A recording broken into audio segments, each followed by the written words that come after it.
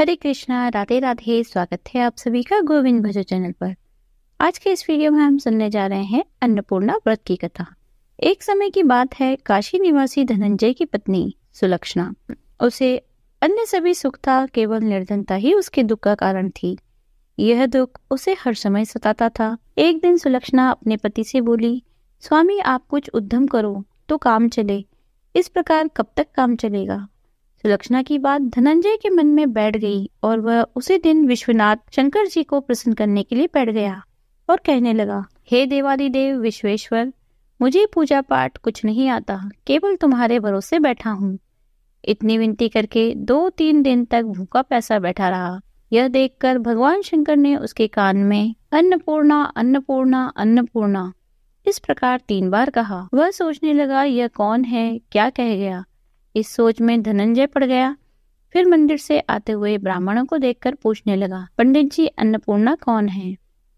ब्राह्मणों ने कहा, तू अन्न छोड़कर बैठा है, सो तुझे अन्न की ही बात विचार में आती है, तू घर जा, अन्न ग्रहण कर। तब धनंजय घर आकर स्त्री से सारी बात कहने लगा। वह बोली, नाथ आप चिंता न करें, स्वयं शंकर जी ने यह मंत्र दिया है, वे स्वयं ही इसका खुलासा करेंगे। धनंजय फिर जैसे के तैसा पूजा में बैठ गया। रात्रि में शंकर जी ने आज्ञा दी, कहा तो पूर्व दिशा में चला जा। वह अन्नपूर्णा का नाम जपता जाता, रास्ते में फल खाता जाता, झरनों का पानी पीता जाता। इस प्रकार कितने दिनों तक चलता गया। वहां उसे चांदी सी चमकती वन की शोभा देखने को मिली। सुंदर सरोवर देखने में आया। उसके किनारे कितनी ही अप्सराएं झुंड बनाए बैठी थी। एक कथा कहती थी और जय मां अन्नपूर्णा इस प्रकार बार बार कहती जाती। ये अघन मास की उजियारी रात्रि थी। आज से ही व्रत का आरंभ था। जिस शब्द की खोज करने वह आया था, उसे वह वहां सुनने मिला। धनंजय ने उनके पास जाकर पूछा, हे देवियों आप क्या करती हो। सब ने कहा, हम अन्नपूर्णा माता का व्रत करती हैं। व्रत करने से क्या होता है, ये किसने पहली बार किया था, इसे कैसे किया जाता है, इसकी क्या विधि है, मुझसे भी कहो। वो कहने लगी, इस व्रत को सब कोई कर सकते हैं। 21 दिन के लिए 21 गांठ का सूत का धागा लें। 21 दिन न बने तो 1 दिन उपवास करें। यह भी न बने तो केवल कथा सुनकर प्रसाद ले। निराहार रहकर कथा कहे या सुने। सुनने वाला कोई ना मिले तो पीपल के पत्तों को रखकर सुपारी या ग्वारपाठा के वृक्ष को सामने कर, दीपक को साक्षी कर, सूर्य, गाय, तुलसी या महादेव को बिना कथा सुनाए मुख में दाना नहीं डालना चाहिए। यदि भूल से दाना मुंह में पड़ भी जाए तो 1 दिन फिर उपवास करें। धनंजय बोला, इस व्रत के करने से क्या होगा। वे कहने लगी, इसके करने से अंधों को नेत्र मिलते हैं, लूलों को हाथ मिलते हैं, निर्धन के घर धन आता है, बांझ को संतान मिलती है, मूर्ख को विद्या आती है। जो कामना से ये व्रत करते हैं, माँ उनकी इच्छा वो पूरी करती है। वह कहने लगा, बहन मेरे पास भी धन नहीं है, विद्या नहीं है, कुछ भी तो नहीं है, मैं दुखिया और दरिद्र ब्राह्मण हूँ, मुझे भी इस व्रत का सूद दोगी। तो वह कहने लगी, हाँ भाई देंगे, तेरा कल्याण हो, ले यह व्रत का मंगल सूत्र ले। धनंजय ने व्रत किया। व्रत पूरा हुआ तो सरोवर में से 21 खंड की सुवर्ण सीढ़ी हीरा मोती जड़े हुए प्रकट हुई। धनंजय जय अन्नपूर्णा कहता जाता।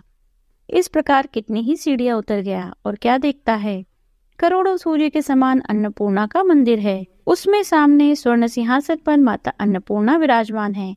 सामने भिक्षा हेतु भगवान शंकर खड़े हैं। दिव्यांगनाएं चंवर डुलाती हैं, कितने ही हथियार बांधे पहरा देती हैं। धनंजय दौड़कर जगदम्बा के चरणों में गिर गया।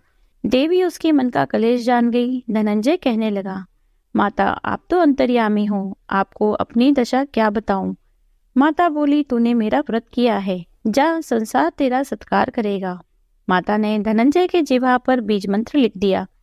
अब तो उसके रोम रोम में विद्या प्रकट हो गई। इतने में क्या देखता है, काशी विश्वनाथ के मंदिर में खड़ा है। माँ का वरदान ले धनंजय घर आया। सुलक्षणा से सब बात कही। माता जी की कृपा से उसके घर में संपत्ति उमड़ने लगी। छोटा सा घर बहुत बड़ा गिना जाने लगा।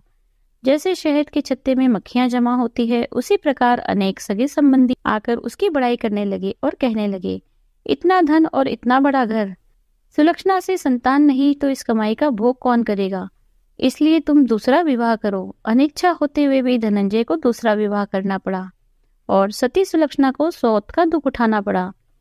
इस प्रकार दिन बीतते गए। फिर अघन मास आया। नए बंधन से बंधे पति से सुलक्षणा ने कहा, हम व्रत के प्रभाव से सुखी हुए हैं, इस कारण यह व्रत छोड़ना नहीं चाहिए।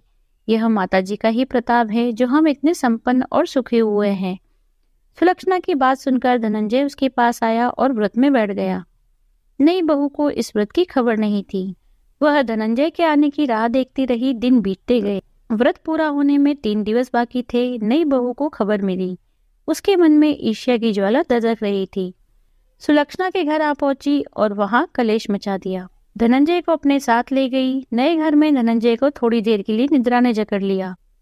इस समय नई बहू ने उसके व्रत का सूत तोड़कर आग में फेंक दिया। अब तो माताजी का कोप जाग गया। घर में अकस्मात आग लग गई। सब कुछ जलकर राख हो गया। सुलक्षणा जान गई और पति को फिर अपने घर ले आई। नई बहू रूठकर पिता के घर जा बैठी। सुलक्षणा बोली, नाथ आप घबराना नहीं, माताजी की कृपा है। पुत्र को पुत्र हो जाता है पर माता को माता नहीं होती। अब आप श्रद्धा और भक्ति से आराधना शुरू करो, वे जरूर हमारा कल्याण करेगी।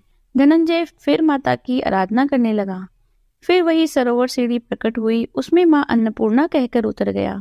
जाकर माँ जी के चरणों में रुदन करने लगा। माता प्रसन्न हुई और बोली, यह मेरी मूर्ति ले जा, इसकी पूजा करना तो फिर से सुखी हो जाएगा। तुझे मेरा आशीर्वाद है। तेरी स्त्री सुलक्षणा ने श्रद्धा से मेरा व्रत किया है, उसे मैंने पुत्र दिया। धनंजय ने आंखें खोली तो खुद को काशी विश्वनाथ के मंदिर में खड़ा पाया। वहां से उसी प्रकार घर को गया। इधर सुलक्षणा के दिन चढ़े और महीने पूरे होते ही पुत्र का जन्म हुआ। गांव में आश्चर्य की लहर दौड़ गई। मान्यता आने लगी। इस प्रकार उसी गांव के निसंतान सेठ के पुत्र होने पर उसने माता अन्नपूर्णा का मंदिर बनवा दिया। उसमें माताजी धूमधाम से पधारी, यज्ञ किया और धनंजय को मंदिर के आचार्य का पद दे दिया। जीविका के लिए मंदिर की दक्षिणा और रहने के लिए बड़ा भवन बनवा दिया। धनंजय स्त्री पुत्र सहित वहां रहने लगा। माताजी के चढ़ावे में भरपूर आमदनी होने लगी। उधर नई बहू के पिता के घर डाका पड़ा। सारा सामान लुट गया। वे भीख मांगकर पेट भरने लगे। सुलक्षणा ने यह सुना तो उन्हें बुला भेजा। अलग घर में रख दिया। उनके अन्न वस्त्र का प्रबंध किया। धनंजय, सुलक्षणा और उसका पुत्र माताजी की कृपा से आनंद से रहने लगे। माताजी ने जैसे इनके भंडार भरे वैसे सबके भंडार भरे। बोलो अन्नपूर्णा मैया की जय। यदि आपको वीडियो पसंद आई है तो लाइक कीजिए, शेयर कीजिए, कमेंट कीजिए। यदि आप चैनल पर नए हैं तो चैनल को सब्सक्राइब कर लीजिए। बेल आइकन को प्रेस कर दीजिए जिससे नए वीडियोस की नोटिफिकेशन आपको तुरंत मिल जाए। मिलते हैं अगले वीडियो में। हरे कृष्णा, राधे राधे।